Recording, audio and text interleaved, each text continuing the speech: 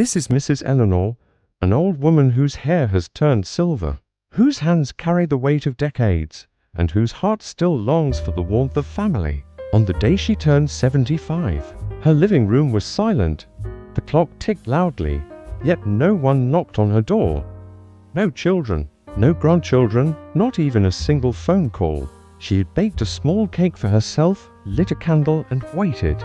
The wax dripped down while her hope faded. Birthdays were once filled with laughter, the sound of children running around the house, balloons taped to the walls, and the smell of roasted chicken from the kitchen. Now there was only the faint scent of old books and the quiet hum of the refrigerator. She whispered to herself, maybe they are busy, maybe they forgot. But deep inside, she felt like a shadow in her own family's memory. Neighbors passed by without stopping, and through the window, Eleanor could hear the distant echo of other families celebrating life.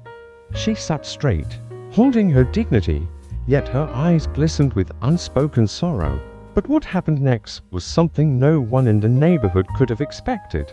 A knock on the door would soon break that silence, and when she opened it, the person standing there was not family, but someone whose presence would change everything. Have you ever felt invisible on the day that should be yours? Would you forgive those who forgot? Or would you let the world remind them of your worth? The morning light spilled through the lace curtains of Eleanor's modest home, dust particles dancing like forgotten confetti in the air. The house itself was a quiet witness to decades of life. Its walls bore framed photographs of birthdays long past, yellowed at the edges, showing smiling faces of children who had once crowded the living room. There were school uniforms, missing teeth, laughter caught mid-motion. Yet those same children, now grown, had long stopped visiting regularly. The kitchen smelled faintly of vanilla and cinnamon, the remnants of the small cake she had baked the night before. She had prepared it with care, cracking eggs into a chipped porcelain bowl, measuring sugar with steady but trembling hands. On the counter stood a single candle, red and slightly crooked, waiting for the spark of fire that never truly came from the hearts of her loved ones. Her living room carried the quiet dignity of age. A rocking chair stood near the fireplace, its wooden arms polished by time and by her hands resting there countless evenings. An old clock ticked rhythmically, announcing every second of solitude. Next to the chair, a whereupon shawl lay draped across the armrest, still holding the faint perfume she wore in her younger years. The table in the corner was set with fragile china, floral patterns fading after years of washing. The teacups waited, though she knew no one would join her. Still, she had placed them there, a ritual of hope she had repeated year after year. Outside, the neighborhood was alive. Children rode bicycles. Teenagers shouted to each other from across the street, and the sound of a lawnmower buzzed faintly in the distance. Life seemed to move forward everywhere, except within her house, where time felt suspended. Through the window, Eleanor watched a mother carry balloons into the house across the street. A child's birthday, loud and colorful, contrasted cruelly with her own. The laughter from next door seeped into her silence, pressing against her chest like a weight. She closed the curtain softly, as though shielding herself from a world that had no place for her joy anymore. Yet even in her solitude, there was a kind of grace in her movements. She straightened the cushions on the couch, dusted the mantel where her late husband's photograph stood, and whispered a soft "you would have remembered" to the image in the frame. His eyes, frozen in a black and white smile, seemed to listen. As the afternoon sun began to wane, the air outside shifted. A hush fell over the neighborhood, broken only by the distant barking of a dog. Eleanor sat once again by her small cake, the candle unlit, her fingers brushing against the tablecloth patterned with faded roses. She was alone, yes, but the dignity of her posture spoke of resilience. Though forgotten by those she raised, she still held on to the traditions that had once made her home the heart of the community. And in that fragile silence, as shadows stretched across the room, a sound would soon shatter her solitude. 3 firm knocks at the door.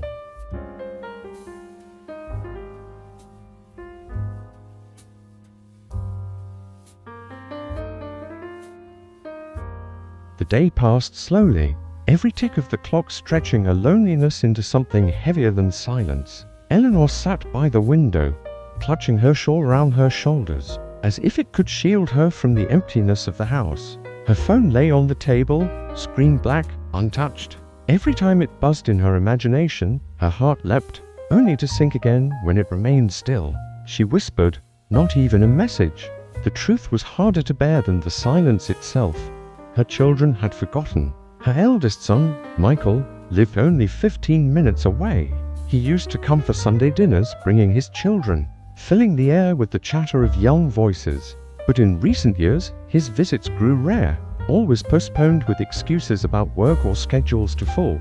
Her daughter, Claire, who once clung to Eleanor's skirt as a child, now lived in a nearby city. She promised phone calls, sometimes even spoke of visits, but the calls became shorter and the visits faded into memory. That morning, Eleanor had reminded herself, they must remember, it is my birthday.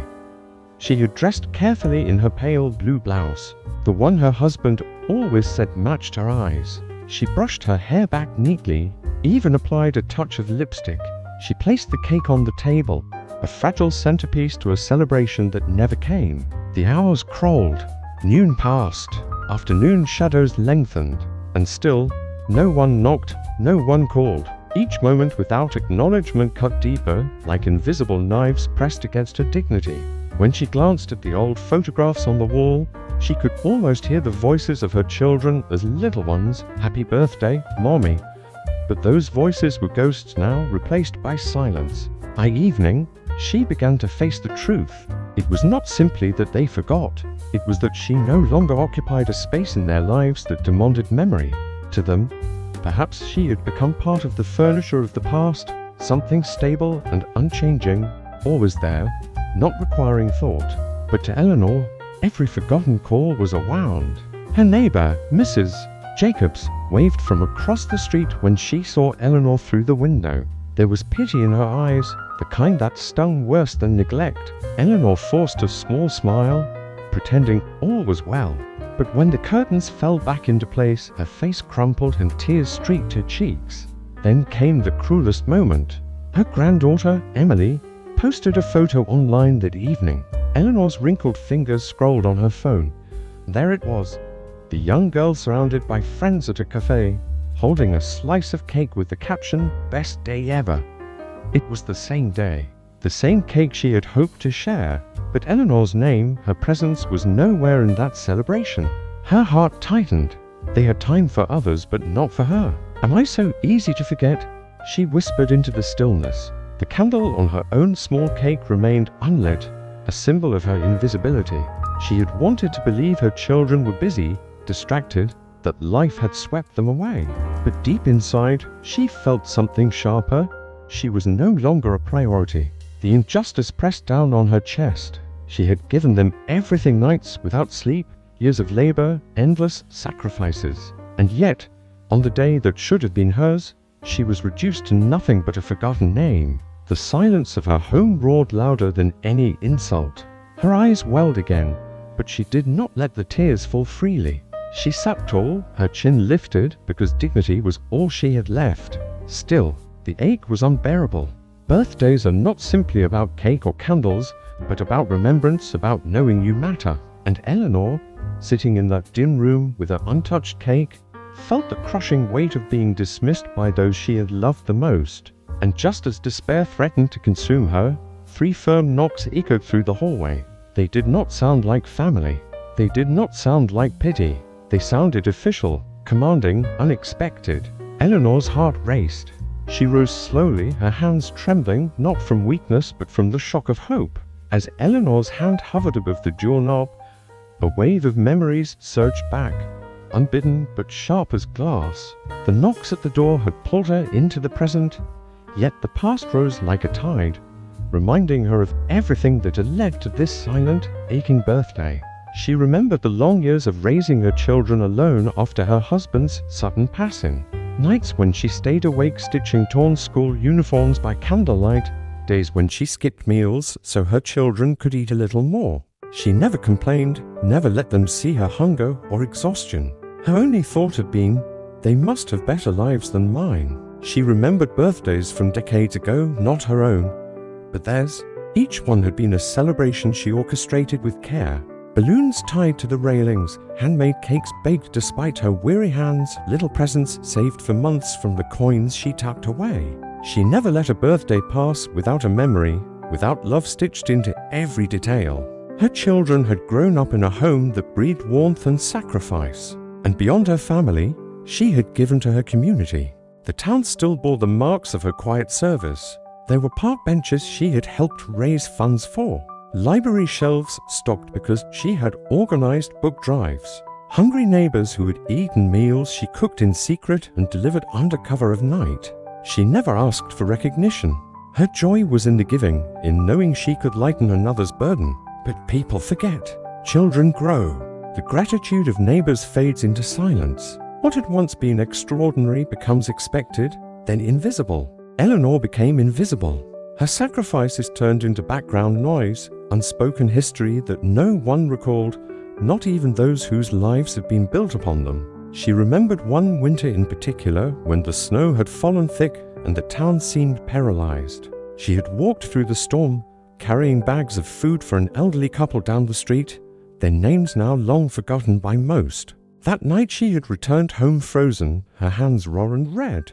Yet she had smiled because she knew they would eat. Her children had been young then, curled under blankets, unaware of the quiet heroism their mother carried in her bones. All of it the years of sacrifice, the decades of unseen labor now condensed into this one moment, an old woman alone on her birthday, staring at a cake meant to be shared, forgotten by those who owed her everything. The weight of injustice was not just in their neglect today, but in the accumulated years of being overlooked, of being loved less than she had loved. Her chest tightened as the past pressed harder. She thought of her husband's photograph on the mantel, his smile forever frozen in that frame. "You would have remembered," she whispered again, her voice trembling. He had always said she was the heart of the family. Yet here she was, heart beating alone in a hollow house. The knocks sounded again, firmer this time. She straightened her back. Perhaps it was a neighbor. Perhaps someone delivering a package. But deep inside, a whisper rose. Maybe the world had not completely forgotten her. Maybe, just maybe, the truth of her years of giving was about to surface. The knocks came again, echoing through the hallway like the heartbeat she had almost forgotten to feel. Eleanor hesitated, smoothing the front of her blouse as if preparing herself for judgment.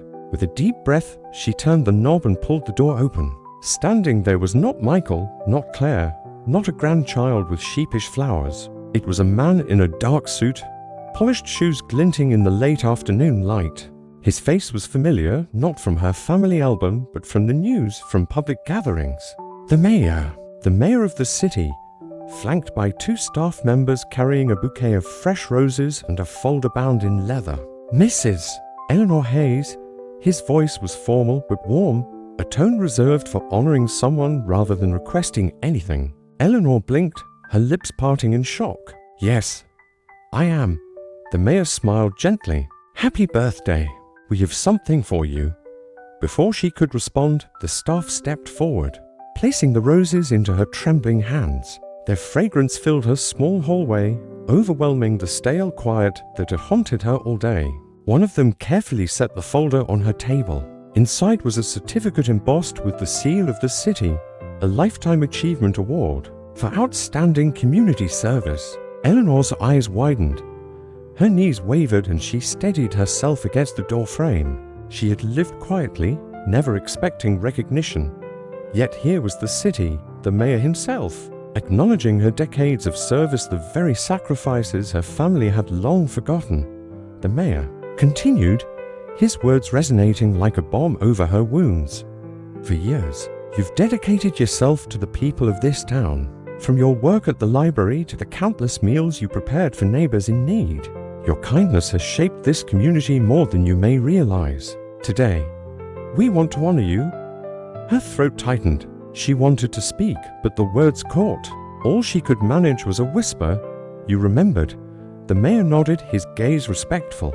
"The city remembers. Even if sometimes families forget, the community never truly does." As he spoke, voices stirred outside.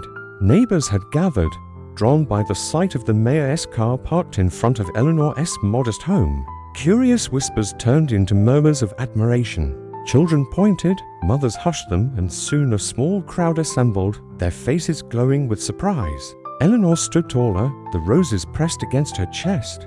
The air in her lungs felt lighter, almost new. For the first time that day, she did not feel invisible. The world had come knocking not to pity her, but to celebrate her. And as the crowd grew, something shifted inside her. This was no longer just a lonely birthday. It was becoming a moment of truth, one that her absent children would not be able to ignore. The small street outside Eleanor's home, once so ordinary, now pulsed with life. Neighbors leaned over fences, others spilled onto the sidewalk, their eyes fixed on the sight of the mayor himself standing in her doorway. Phones lifted into the air, capturing the moment that would ripple far beyond the quiet neighborhood. Inside, Eleanor stood motionless for a second, clutching the roses, her breath caught in her chest. It was as if the years of invisibility had cracked open, and through the fracture, light poured in. The mayor extended his hand toward her. "Mrs. Hayes, would you step outside? The people should see you."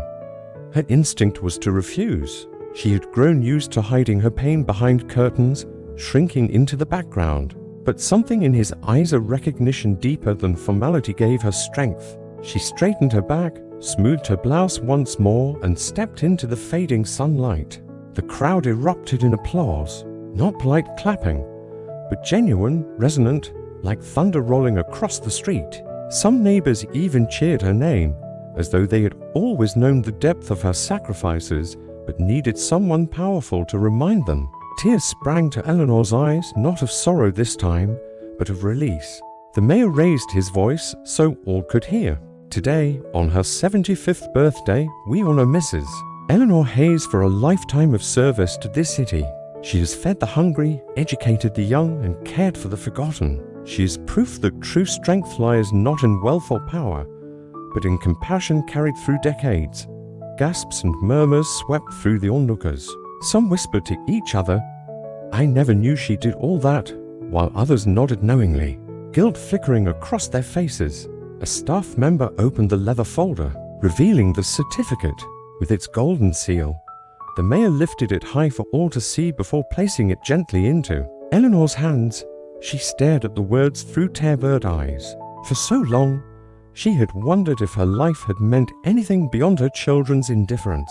Now, in front of her entire community, the answer was undeniable. "Would you like to say a few words?" the mayor asked softly.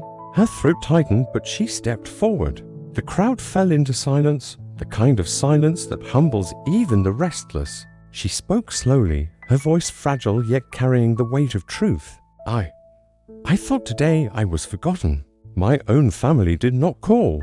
I sat alone with a cake no one touched. But perhaps this is what life teaches us. We give, and sometimes those closest to us forget. But kindness never disappears. It lives in the places we least expect." Her words trembled into the air, striking deeper than any polished speech. Some neighbors lowered their heads in shame, others wiped their eyes. The applause that followed was softer this time, reverent, like a prayer. At that very moment, headlights swept into the street, a car door slammed. Eleanor's daughter, Claire, hurried forward, her face pale as she realized what was happening. Michael, too, emerged from another car. Confusion etched across his features. They had finally arrived, but not as saviors. They had come late, to find their mother standing in the glow of honor that they had denied her all day. The image was unforgettable. An elderly woman, roses in hand, certificate pressed to her chest, the mayor by her side, and an entire neighborhood as witnesses. Her children stood on the fringe of the crowd, silenced by their own neglect. The applause was not for them.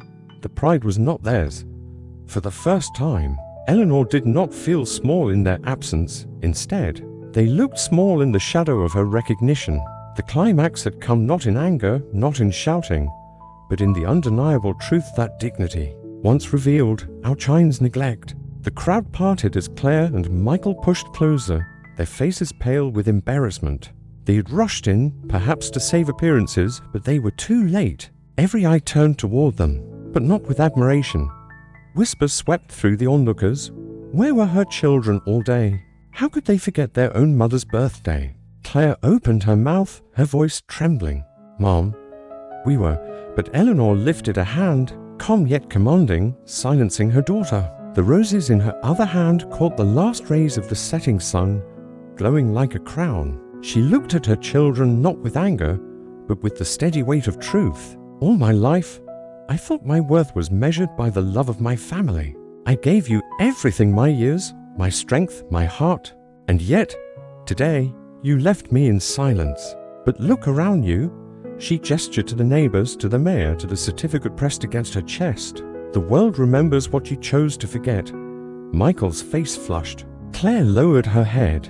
The murmurs grew louder, the shame pressing harder on them than any scolding ever could. Eleanor's voice softened, yet every word carried like stone in still water. "Age is not weakness. It is memory. It is the weight of all the lives we've touched, and no neglect can erase that." The crowd erupted again, this time with applause so powerful it seemed to shake the street. Her children stood frozen, realizing too late that the mother they had dismissed was more than just a figure in their past. She was a legacy. As the evening deepened, the street glowed with porch lights and the warm hum of voices. Neighbors lingered long after the mayor's car had driven away, still speaking of Eleanor with awe. Children pointed at her certificate with wide eyes, as if she were a heroine from a storybook who had been living quietly among them.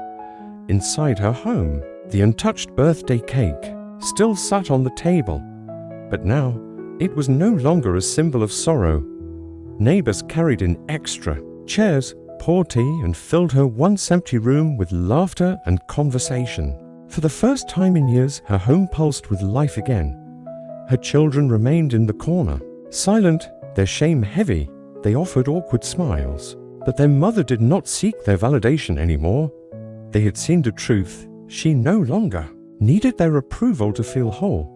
Eleanor placed the roses beside her husband's photograph and whispered, "We are remembered." She sat down, her posture regal, her eyes bright with dignity. The story of her neglect had transformed into something greater, a lesson carved into the hearts of all who witnessed it. Truth outlives lies, and age, far from being a burden, is the crown of wisdom. If this story moved you, if it reminded you that age is not weakness but wisdom, then let your voice be heard. Like, share, and subscribe so more untold stories of resilience can reach the world. Every click helps us honor those who have been overlooked, and every share reminds someone that kindness never disappears. Join us as we uncover more hidden truths, more family secrets, and more dramatic twists that prove dignity always finds a way. Because sometimes, the quietest voices carry the loudest truths.